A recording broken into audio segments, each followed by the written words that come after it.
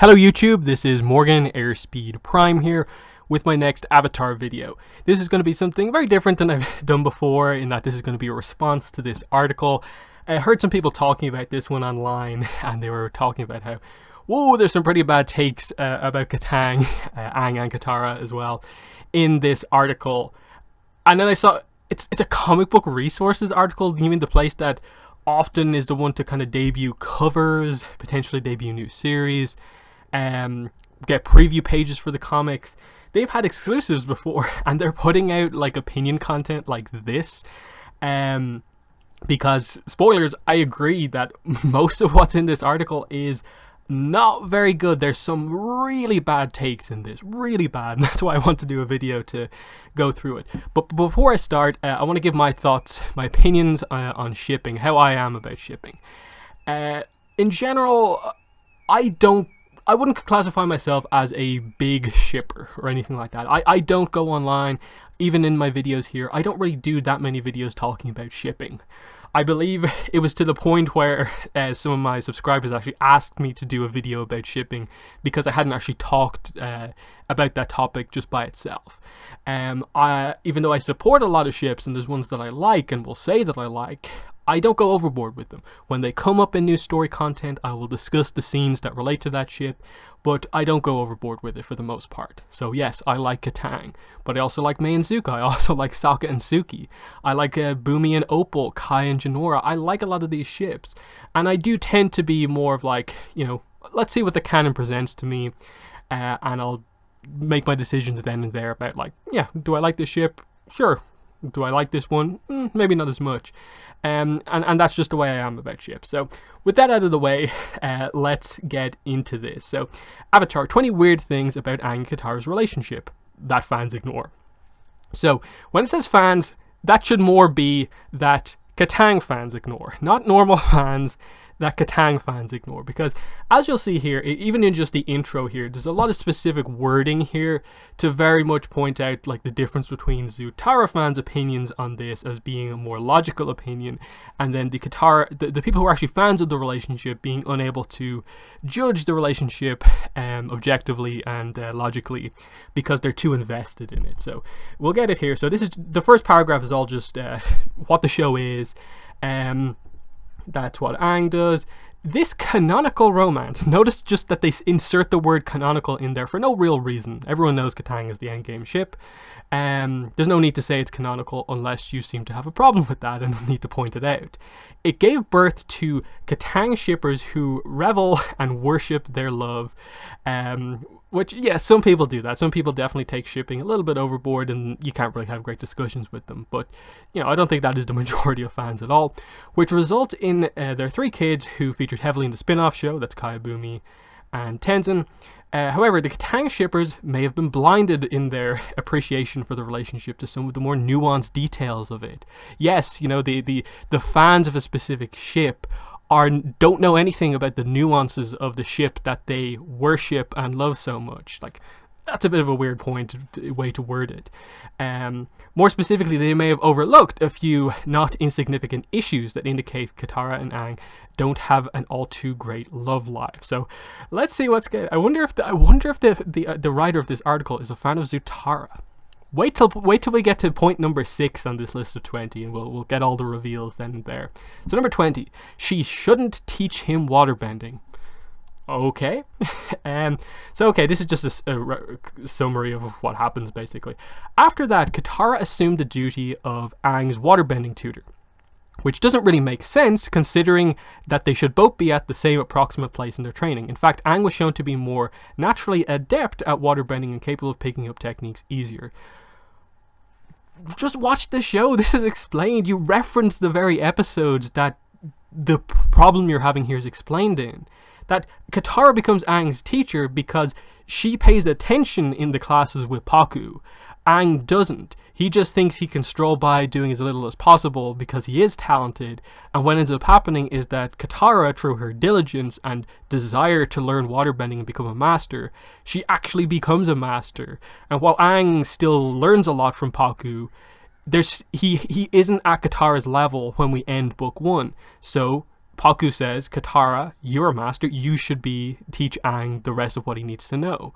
The other factor in this is that Paku, while ultimately revealed to be a good teacher, is not really the specific type of teacher that Aang completely kind of is compatible with, whereas Katara understands Aang, she understands the approach that he needs, hence the conversation between Katara and Toph in Bitter Work about Toph's approach to teaching, which ends up helping Aang in the end.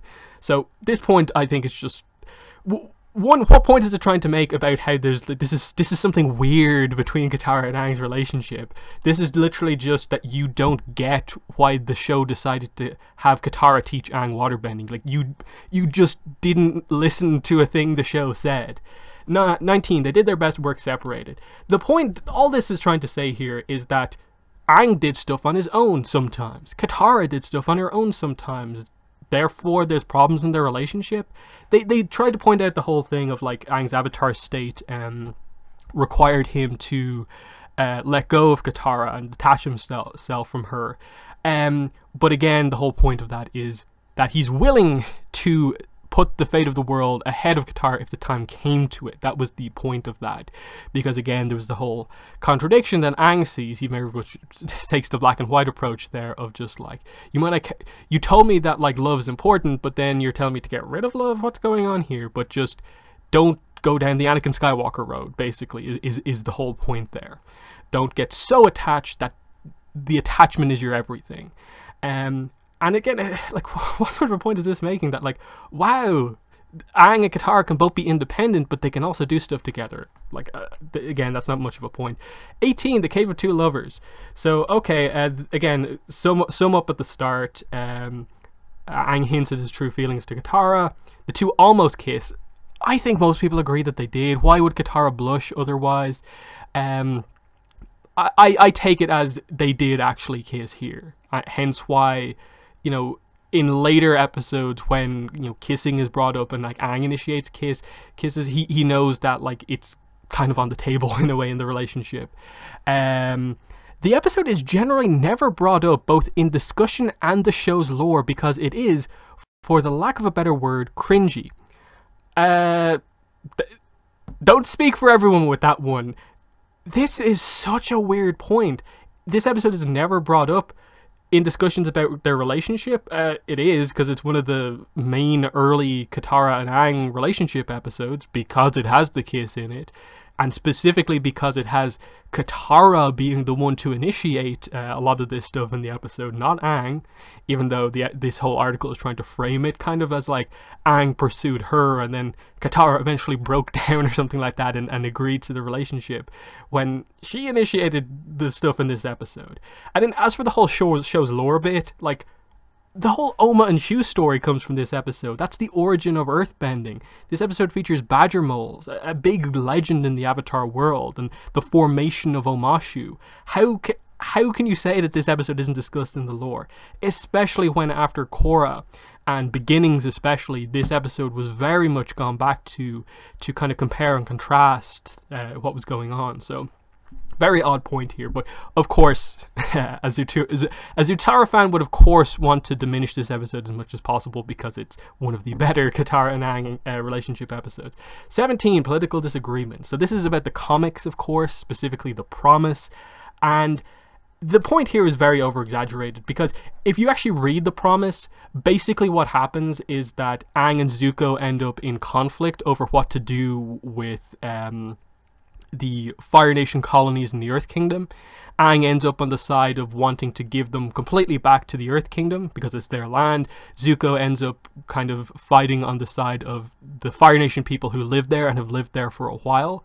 Whereas Katara eventually presents the sort of middle ground point of, is there really that much of a problem with, you know, two nations coming together? And she begins to present and help a lot of characters with just the idea of maybe the world is going more towards this era where the nation borders don't mean as much.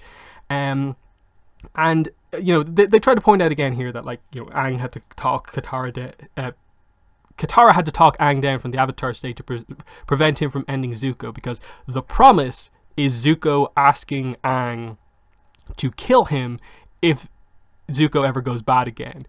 And it's Katara who actually is the one to nod and tell Aang to agree to this promise early on in the book.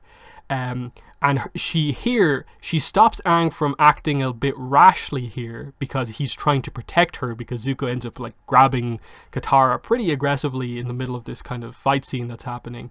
And it ends up being fairly okay. It's resolved completely by the end of the book, and there's no real problem because Aang eventually agrees with Katara's point and goes over to that side, and even specifically cuts ties with Roku temporarily, because Roku is so set on the nations must remain four, and Aang completely agrees with Katara that the world, his entire journey throughout the show was people from the four nations coming together to help him. That is the new era. So, their political agreement amounted to, like, Aang took up the Avatar position initially, kind of inspired by Roku, but then kind of just went ahead and took Katara's advice. I don't see any problem here. In basically all the rest of the comics, they don't really argue over positions on this sort of stuff. Like, it's not a part of that book that they fundamentally disagree on things. So very weird point to make. Number 16, Aang's grandkids are better without him. Bit of a, like, mean thing to say, mean way to word it. The point here basically is that Aang and Katara's kids had problems. They had issues with the way they were raised. In general, Tenzins' kids didn't. The key difference, Aang was involved in his kid's life, but he wasn't involved in his grandkids' life.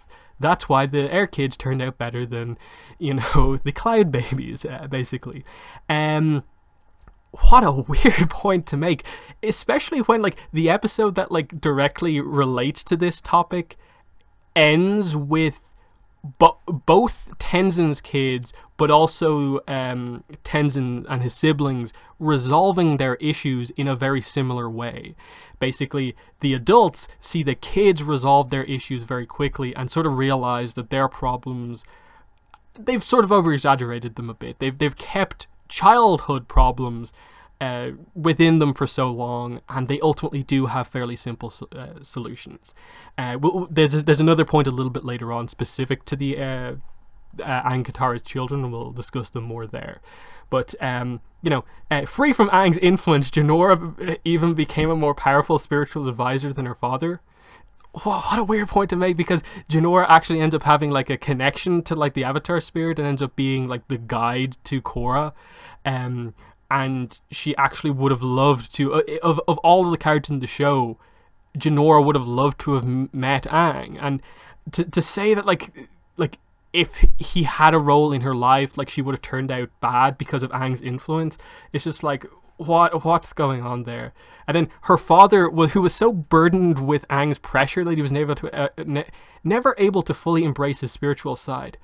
We never get confirmation that Aang specifically places the pressure on Tenzin to be the way he is. Especially when Aang specifically tells Tenzin to just be yourself. Like, the spirit of Aang in the episode in the Fog of Lost Souls tells him, you are Tenzin, you're not me. So it was Tenzin putting that on himself. But again, we'll discuss that when we get to it. Point 15 is a kind of another weird one. They both have PTSD. So the point here that he's trying to make is Aang and Katara's relationship is often framed as, being this, like, perfect, childhood relationship. They knew that they'd be together from the start. And all he says here basically is that Katara has issues from her past, Aang has issues from his past. Katara, the death of her mother, Aang, the loss of his people. And because of that, their relationship has problems. That makes them incompatible somehow. There's no point actually made within that other than just, oh yeah, some weird things are that they both have stuff going on. Do you know who else also has stuff going on? Zuko. What's this trying to say? 14, Aang kept her from seeing her dad. So this is the whole Bottle of the Water tribe, him keeping the letter of where Hakoda was from them. And look, yes, this is completely presented as being this kind of flawed moment from Aang, him being worried that his new family would leave him, given that they found out where their father is, when it turned out that was never actually a problem. So it acts more as a way to kind of double down on Aang should completely trust Katara and Sokka to be there for him. And look, it's meant to be a weak moment for Aang where he makes a mistake, in a similar way to the Deserter where he does burn Katara. All of the characters are meant to be flawed. Look at the Southern Raiders and some of the potential mistakes Katara nearly made there. Not to mention a certain character who we haven't got to discussing yet, who, of course, is defined by his kind of issues about right and wrong. So 13, they gave their kids inadequacy issues. And this is one where it's like, try to criticize both Aang and Katara, but I suppose from the perspective that Katara in a relationship with Aang also sort of became problematic somehow. The oldest Bumi was born a non-bender, and after an illustrious military career was still dealing with inadequacy issues imparted by his father, who always wanted an airbending child. It's never confirmed that Aang said anything or did anything to Bumi to make him feel that way. It's more of Bumi placing that on himself, knowing that as a member of this family, you know, it would have kind of, what way to word this, like, that of course they wanted airbenders because they were the only couple capable of having new airbenders. And him as a non-bender, he wishes he was an airbender, but he isn't. And he gets over it eventually because he realizes that Aang and Katara both did still care about him. They cared about Kaya too. They cared about Tenzin as well. And that's why they kept having kids. And it wasn't that they just ignored them until they got to an airbender, of course. How do you then explain how Kaya has such a good relationship with her mother and stuff like that? It's not that they just completely, you know, focused on things, and it's not that Kaya has no relationship with Aang, or like Katara has no relationship with Tenzin. Like, it's just presenting some family problems that it's not perfect. His sister Kaya was also so affected by her parents' pressures that she spent several years traveling the world by herself.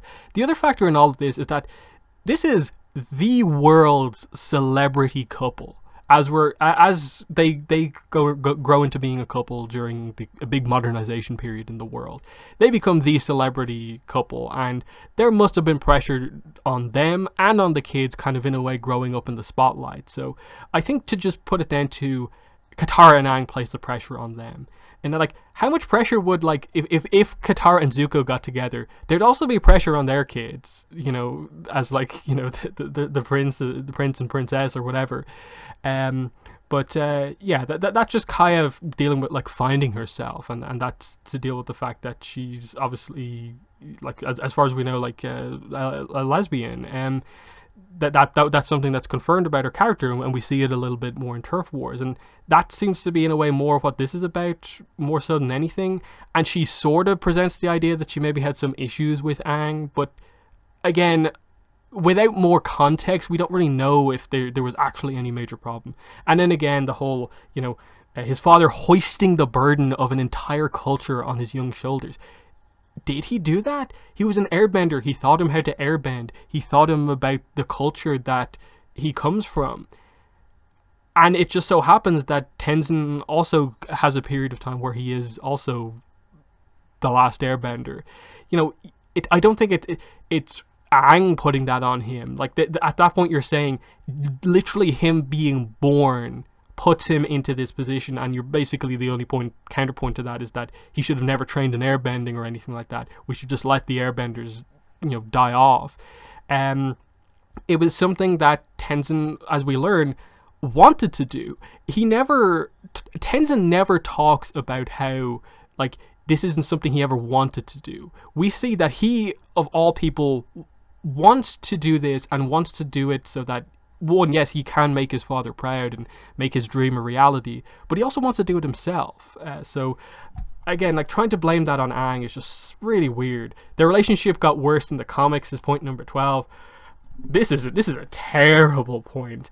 After the show ended, the generally laudable comic series took over the narrative and fumbled their relationship worse than a clumsy wide receiver. After affirming their relationship, the series depended entirely on an unfair dynamic between the two. Katara was jealous of Aang constantly flirting with other girls closer to his own age, Aang bragged about being able to kiss her to everyone who would listen, and neither could think of a pet name better than Sweetie. Overall, their romance just sort of went on autopilot. There's one scene in the book where the whole Katara jealousy point is brought up, and it turns out it never even gets that far. Aang reveals that he felt like he was at home with his people around those girls because they cared about airbender culture, and it was just Katara gaining an extra understanding of Aang in that moment. The whole jealousy point is like 2 panels type thing. Other than that, like, she's incredibly supportive to Aang, and Aang, you know, is supportive to her, like say come North and South, the fifth Avatar comic, North and South. He supports her where there's problems, like where she's dealing with a lot of stuff going on in the South Pole. The Sweetie thing is a point that everyone brings up. Some people like it, some people don't. I've never really had too much of a problem with it.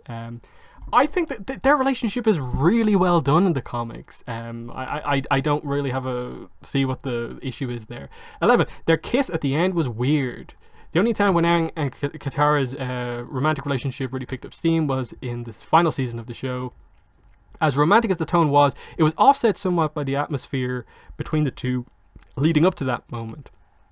Mere episodes earlier, with the looming threat of genocide, death, and continued global war, Katara was still uncertain and upset over Aang's advances and made that abundantly clear to him.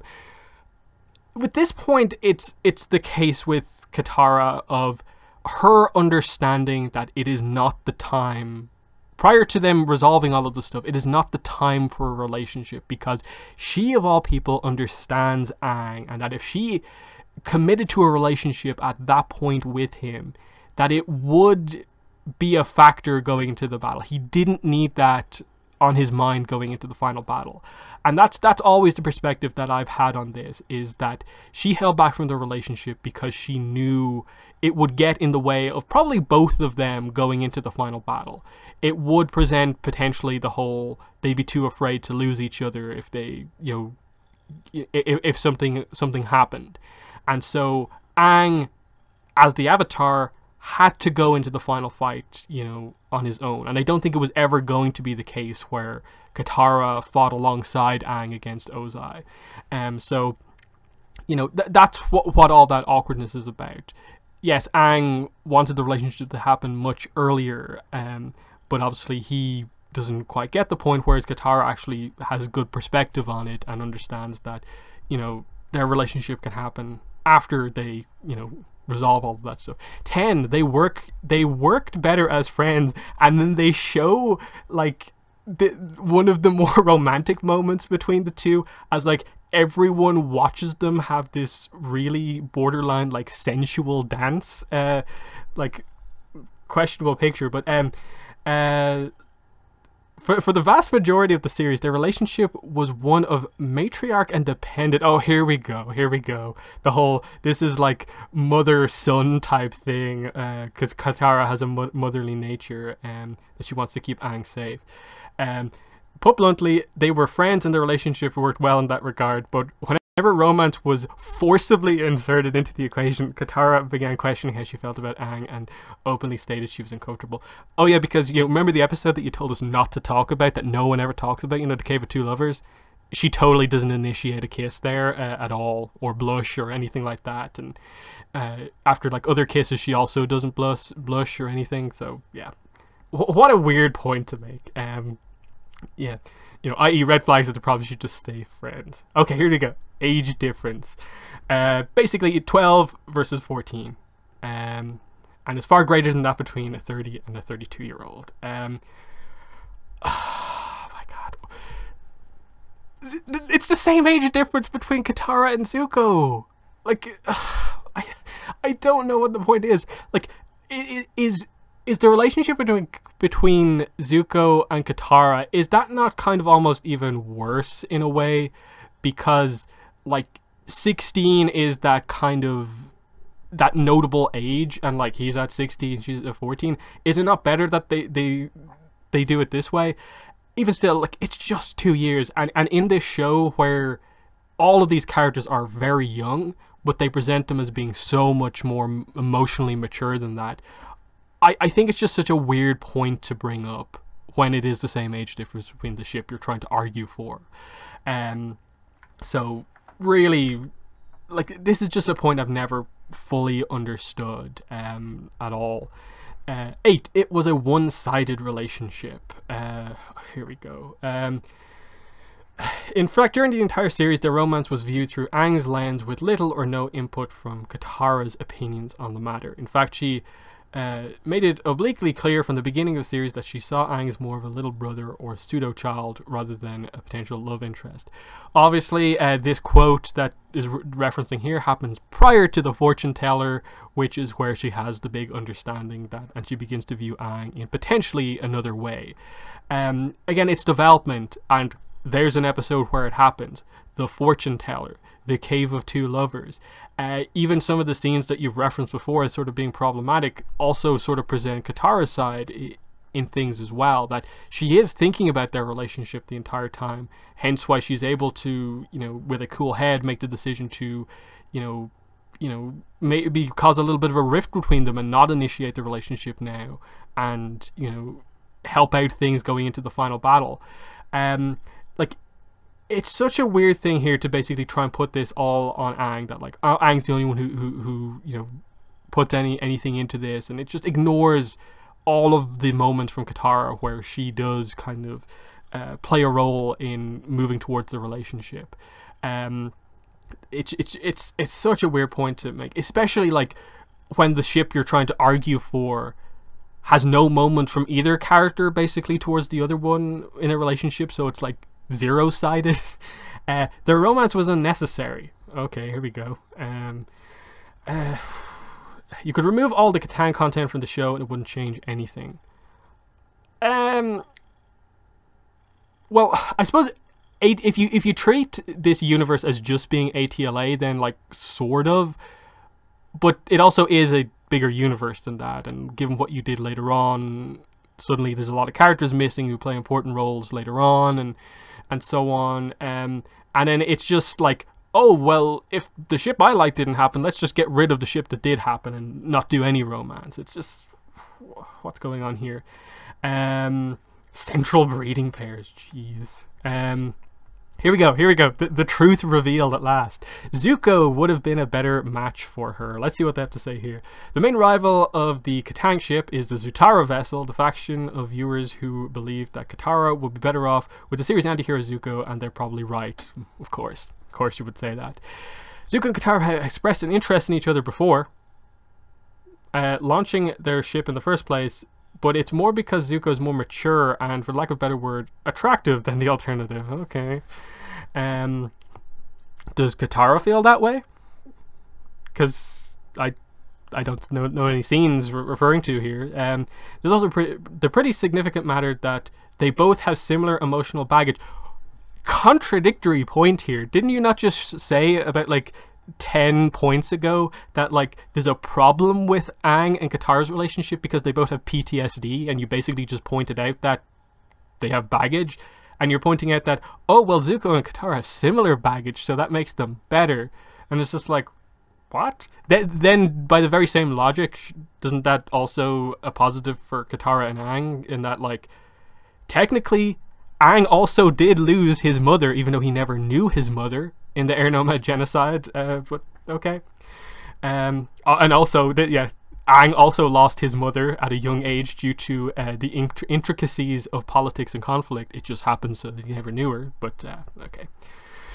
Points here. 5, the personalities never changed. Okay, one of the most important aspects to a fictional character is how they change. Round characters are infinitely more interesting than flat one-note characters, and while Aang and Katara are in no way flat characters, they didn't change much within the confines of their relationship. That is to say, while their presence in each other's lives changed the other's personalities, they did not change all too much. They did not change all too much to each other after their childhood. As seen in Legend of Korra, Katara is just as maternal and wise as she was in her youth.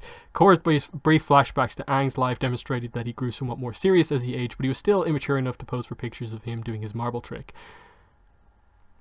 So you're basically pointing out that we don't see any content of Katara and Aang as a couple when they're older and have kids, so the little bits where we see a much older Katara after Aang has died, and then like a picture of Aang doing something that he always does, is an example that like they didn't have a unique dynamic as a couple, or like they didn't change when they became parents. This is just like an example of like we didn't see. Like I don't really see this as anything all that particular as a point.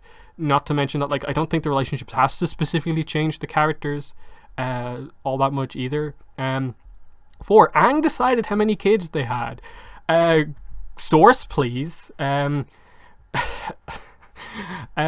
While Katara never said anything on the subject, okay, case closed, why do you even make the point? Their kids were more than happy to discuss how Aang was inconsistent on having children until at least one of them developed airbending.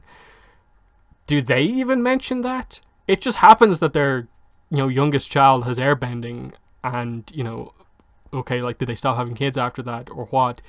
But, like, I don't think this is a case where like Aang just kept going like, Katara, we need to have another kid. We need to have another kid. Because if it was like that, would he not have just continued to still keep having kids after Tenzin to fully guarantee that the airbenders would come back? Because only one new airbender is still a risk. And then, okay, it says here, right here, presumably Katara was more than happy to have 3 kids with Aang, but if Tenzin had turned out to be a water or non-bender, he would have demanded that she continue. We don't know that for sure. I'm actually going to get the book now. I'm going to get the book here and read out a piece of canon content from one of the books of Katara talking about this dynamic. Katara writes a letter to a young Tenzin, and later on in the letter she says, throughout his life, your father not only had to carry the weight of being the Avatar and of being the Avatar during the greatest crisis our world has ever faced, but he also had to shoulder the burden of being the last Airbender, the final surviving member of a proud and beautiful people. He carried the weight with him every day of his life, and again blaming himself for not being there to help save his people. And then you came along and changed everything. And not just in the ways things change for every parent when a child is born. When we discovered that you too were an airbender and that the airbenders would not die out with the passing of your father, we were filled with joy. A terrible burden was lifted from your father's shoulders, which only added to our happiness in welcoming you to our family. The airbender traditions will live on through you, and nothing could make your father and me happier and more proud. I look forward to watching you grow into manhood as I did with your father.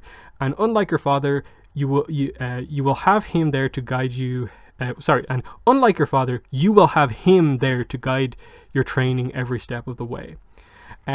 So, look, I don't know if we're ever going to get content that really delves into the absolute intricacies of how Aang and Katara, dealt with the subject of like their family planning and stuff like that, and the agreements that were made about whether or not they like did any of this. But I think in all of this, it's suggesting that like Aang is this like super demanding character that just like ordered Katara to have children for him, completely ignoring the fact that like in that letter it seems that Katara was completely on board with this, and wanted to do her part in bringing the airbenders back.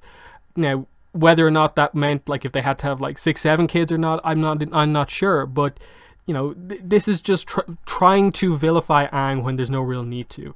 3, she lived without him for 20 years. Like, how is this a weird dynamic of their relationship? Like that Aang died early and Katara is still alive. Okay, ages things. Okay. Yep, the official wiki. The wiki's not official. The wiki is a fan thing, and while most of the content on there is moderated effectively and it is overall a good source for content, it is not official. It may be, I suppose, roughly seen as the official unofficial wiki, but it isn't official. Like it's not held together by like people who worked on the show or anything like that. It's the fans who keep that wiki going. But I think the age is in fact correct. That means she had around 20 years to live and grow and evolve as a person without Aang around. Again, a really easy way to figure this out is just like Korra's age. But okay, anyway. Without Aang, in all likelihood, if Aang had somehow returned to her after all that time, he might not even recognize Katara as the same woman he fell in love with. as far as the series is willing to tell, Katara's only company after Aang's death was her daughter, the other White Lotus, Korra, and infrequent visits from her other children. So her only company was like the key people in her life. Like, what point is this trying to make? That like there's this vague allusion to the fact that like Aang somehow changed Katara and she like developed into like a better person in the 20 years he was gone. Like, is that what this is trying to say? What a weird point. She had a crush on Jet first. Okay. Again, episode 14 of book 1 is where Katara has her realization about Aang, that like he could be the one. Jet is before that. It's just a couple of episodes before that, but it is prior to that scene.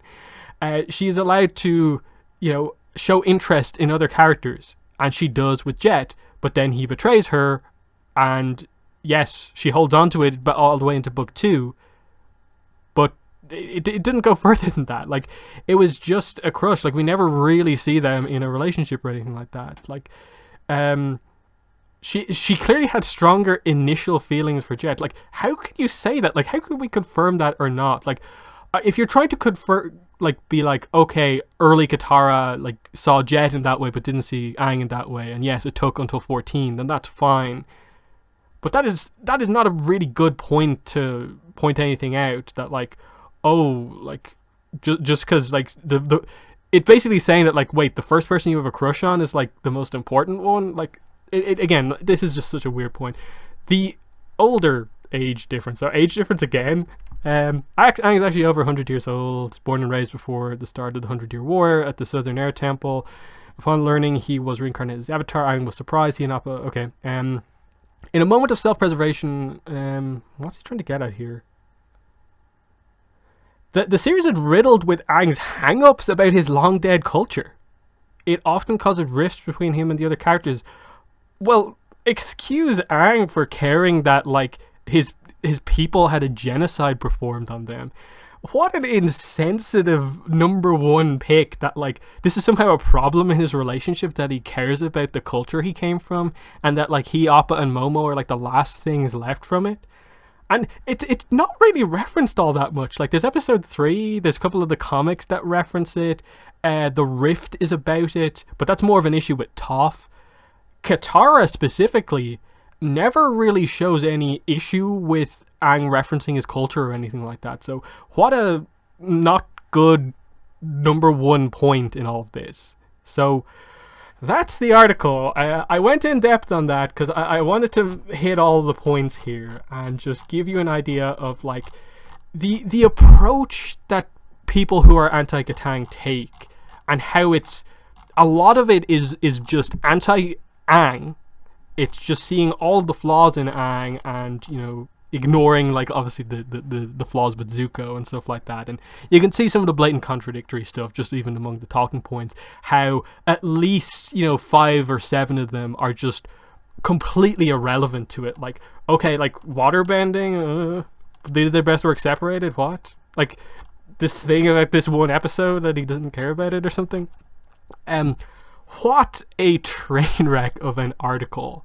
Again, I don't want to be like overly insulting to the writer of this, but like, you do sort of have to question in a way, what was the intent behind this? In that, like, what's it hoping to accomplish? Just to convince more people to dislike the relationship that actually did happen, and, you know, try and point out to people who do like the relationship that like it's wrong to like it. It's such a weird thing. Because ultimately, I don't care if people ship Zutara. But when they try to argue that like it should have been canon, or like argue against Kataang using the show, whereas they argue for Zutara from a point where there's nothing to back it up, it just becomes this really frustrating thing of like, look, you can ship any characters you want.